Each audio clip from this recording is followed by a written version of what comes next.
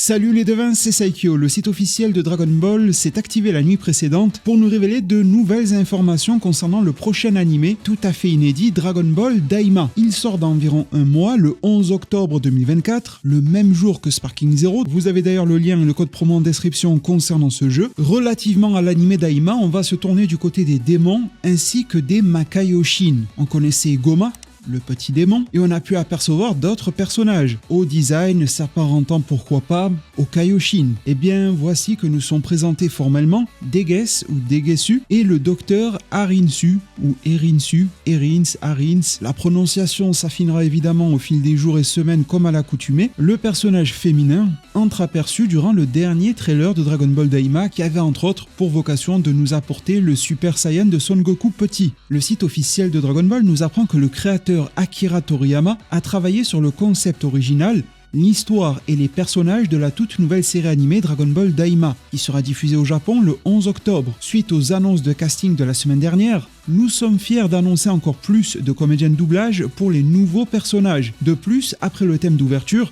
Jaka Jahan, nous dévoilons maintenant des nouvelles sur le thème de fin, que l'on appelle communément l'ending. Z, le fameux DJ qui a travaillé sur l'opening, produira également le thème de fin, dénommé Nakama, terme très souvent utilisé dans les animés, dont forcément One Piece en tête de proue, ayant pour traduction « compagnon », dont les paroles ont été écrites et chantées par l'artiste Ai. Restez à l'écoute pour un Dragon Ball inédit. On n'a pas eu d'aperçu audio de ce fameux thème de fin Nakama. C'est intéressant de voir qu'ils ont engagé la même personne pour composer le thème d'ouverture et de fin également de cette série-là, qu'il n'y ait pas de méprise. La personne ayant écrit et chanté les paroles, l'artiste Ai. Ce n'est pas AI ou IA, intelligence artificielle. C'est le nom d'une artiste japonaise et son nom se traduit en français par amour. Nous avons en face de nous des artistes tout à fait humains, soyez rassurés. Il n'y a pas d'intelligence artificielle, en tout cas pas sur cet aspect-là. Voici le visuel nettement plus détaillé des nouveaux personnages, principalement des deux à droite, Goma nous étant de plus en plus familier. Au milieu, nous avons le fameux Degesu et à droite, le docteur Arinsu. Leur design me plaise toujours autant, je trouve que celui de Degesu au milieu ressort un petit peu moins, il est un petit peu moins saillant que dans l'animé. Bon, c'est ce qui compte, me direz-vous. Certains l'ont qualifié de Kaioshin un petit peu générique. Alors je n'ai pas ce problème-là dans le trailer, ce qui est plutôt rassurant. Sur le design, je suis relativement d'accord, au détail près que je pense, et on le voit bien avec l'excentricité du personnage à droite, que celui du milieu est volontairement sobre, pour qu'il se démarque quelque peu de Shin en tant que Makaioshin, mais on sent qu'ils sont, sans mauvais jeu de mots, issus du même arbre. Il y a cependant quelques différences notables. La cape, un petit peu à la Dabura, les ongles noircis, le regard également, évidemment la couleur de la tenue, et aussi, ça a été peu remarqué mais c'est important de le dire, l'absence de boucle d'oreille Potara, ce qui me paraît suffisant pour le démarquer de son opposé le Kaioshin, tout en marquant profondément le fait qu'il soit semblable. En parlant d'apparence, il ne faut pas se laisser tromper par ces dernières. Le docteur Arinsu à droite, c'est intéressant d'entendre parler de docteur, on avait vu qu'elle ressemblait un petit peu à un être manipulant les arts divinatoires, une boule de cristal, divers livres de sorcellerie, comme un bureau dédié à la magie, et cela pourrait être tout à fait la notion de docteur au sein du Maka et le royaume des démons. On se doute bien qu'il n'utilise pas forcément le stéthoscope et des antibiotiques, mais quelque chose de probablement plus costaud. Mais là où dans le trailer, elle nous rappelait autre chose que les Kaioshin, ici, elle s'en approche beaucoup plus, notamment si l'on fait la comparaison avec le personnage placé au milieu. Les couleurs de peau et de cheveux sont exactement les mêmes. La déclinaison des chaussures paraît comme masculin-féminin, rien de plus. Ça semble provenir de la même gamme. La sorte de robe portée est exactement du même gris que celui de Degesu, et au-delà de ça, on se rend compte qu'elle ne porte pas non plus de boucle d'oreille,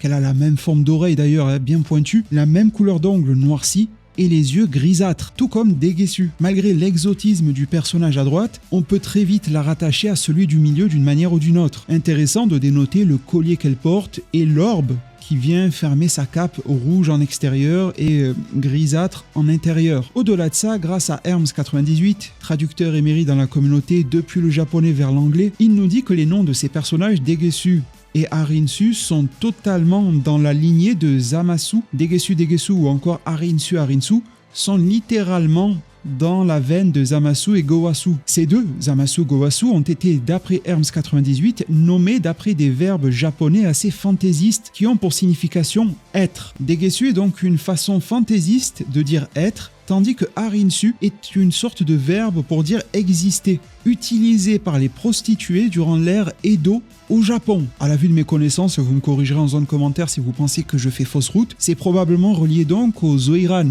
au Japon, que l'on retrouvait durant cette ère Edo, des sortes de courtisanes, pour parler sans vulgarité, et je ne me rappelle absolument pas si ça correspond avec la période historique abordée par l'anime et le manga Kimetsu no Yaiba, mais ça semble correspondre à ce type de personnage-là qui avait été également dépeint par l'œuvre, ce qui nous permet d'y voir plus clair sur la manière de se vêtir de ce personnage, quoi pas également d'aborder ses relations et de manipuler son petit monde, grâce à son statut. D'une manière ou d'une autre, elle pourrait être dans la séduction, pas forcément au sens physique du terme, ça pourrait être de par son charisme, de par sa magie, de par son intellect, de par ses capacités de manipulation, évidemment de par son physique, pourquoi pas, on est dans le royaume des démons, il peut s'en passer de drôle, ce qui promet pas mal et va nous donner probablement un contraste assez intéressant entre Degesu qui œuvre très probablement pour le mal mais qui a l'air bien droit dans ses baskets, et un fameux docteur Harinsu qui devrait être plus déjanté d'une manière ou d'une autre, sans oublier évidemment le petit grain de sel que Goma pourra apporter à tout cela. Du côté de leur voix, c'est Shotaro Moribuko qui prêtera sa voix à Goma, Junya Enoki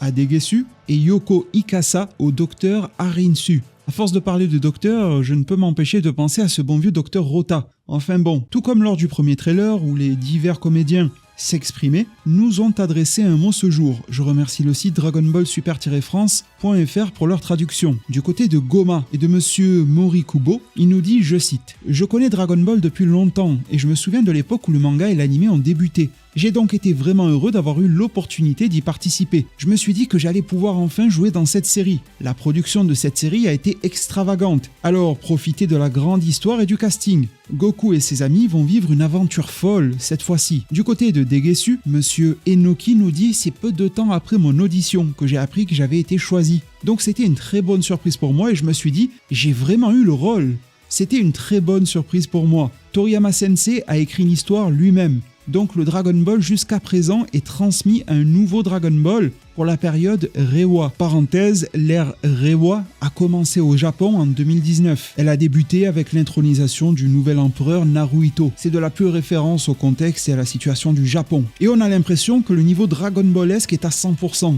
Je pense que tout le monde, des enfants aux adultes, appréciera cela, donc j'espère que vous le regarderez tous. Madame Ikasa s'exprime concernant son rôle lié au docteur Harinsu. Elle s'exprime en ces termes. Quand on m'a annoncé que j'avais obtenu le rôle du docteur Harinsu, ça a été comme un coup de foudre. À l'époque, j'étais plus étonnée qu'heureuse. Je me suis demandé, mais comment? Pourquoi? Vous êtes sûr? Je regarde Dragon Ball depuis que je suis enfant, et le voir rester un animé de premier plan encore aujourd'hui me fait espérer que Dragon Ball continuera à exister dans 20 ou même 30 ans. Tout comme le relais de Dragon Ball se transmet au fil des générations, j'espère que les gens continueront à regarder et à apprécier Dragon Ball Daima encore et encore. Le site officiel de Dragon Ball mettra ensuite l'emphase pour conclure sur le thème de fin Nakama et la collaboration mettant en avant Z avec Ai. Ils nous disent que le thème de fin Nakama est une chanson que Z a composée pour Dragon Ball Daima. Z est un artiste musical et DJ producteur récompensé par un Grammy Award qui est actuellement sur les projecteurs après avoir sorti un album pour la première fois depuis plus de 9 ans, le 30 août. En plus de travailler sur le thème d'ouverture, l'opening, nous révélons maintenant, nous disent-ils, qu'il a également travaillé sur le thème de fin. Nakama, composé par Z, paroles et interprétation par l'artiste Ai, qui a elle-même pu prendre la parole. Elle nous dit « C'est bien au-delà de ce que j'imaginais ». Quand on m'a demandé de faire le générique de fin, j'étais en larmes de joie en disant « Pour de vrai ? Oh mon Dieu, oh mon Dieu ». Je suis toujours un peu méfiante, jusqu'à ce que je le vois de mes propres yeux. Mais je suis tout simplement trop heureuse pour le dire à mes enfants, à mes amis et à tous les fans de Dragon Ball. Je suis si heureuse d'avoir continué à chanter toutes ces années, j'ai vraiment hâte de voir tout cela par moi-même. Mais très cher devin, cela met un terme à cette vague de news concernant le nouvel animé Dragon Ball Daima. Je suis vraiment très intéressé par ce que cet animé peut nous proposer. C'est quand même une folie de se dire qu'on va avoir un nouvel animé Dragon Ball le même jour que le jeu Sparking Zero et que d'autres surprises nous sont révélées, dont notamment le jeu Dragon Ball Project Multi. À voir ce qu'il adviendra du fameux manga. Vous connaissez mon attrait pour la lecture et avoir perdu cette habitude mensuelle est devenu assez regrettable. Espérons que Toyotaru et son fameux Victor Utada en aient encore sous le pied. Je compte sur vous pour un maximum de pouces bleus, merci vraiment pour tout, abonnez-vous, activez la cloche, je serai là parmi vous dans la zone commentaire, merci de nouveau, prenez tous extrêmement bien soin de votre futur et à plus pour de prochains arts divinatoires.